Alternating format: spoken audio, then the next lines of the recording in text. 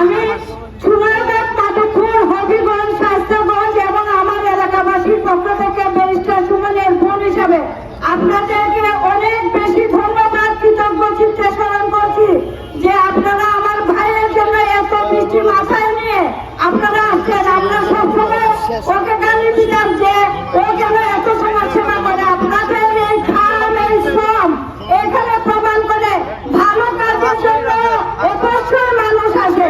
আমি আপনাদের সবাইকে ধন্যবাদ জানাই এবং কৃতজ্ঞতা প্রকাশ করছি। আপনারা জানেন সারা বাংলাদেশে দুর্নীতির বিরুদ্ধে একমাত্র কণ্ঠস্বর, অন্যায়ের বিরুদ্ধে একমাত্র কণ্ঠস্বর, যে কণ্ঠস্বরকে দমন করার জন্য কিছুদিন পূর্বে মোবাইলের মাধ্যমে ওনাকে হুমকি দেওয়া হয় যে ওনার জীবন কেড়ে নিয়ে যাবে।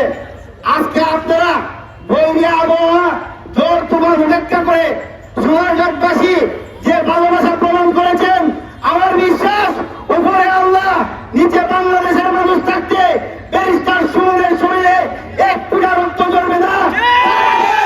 বাংলাদেশের জনগণের রক্ত দেওয়া আমরা ব্যারিস্টার সুমনকে বাঁচাবো, এটা আমরা বিশ্বাস করি। সম্মানিত উপস্থিতি, আপনারা জানেন এই ব্যারিস্টার সুমন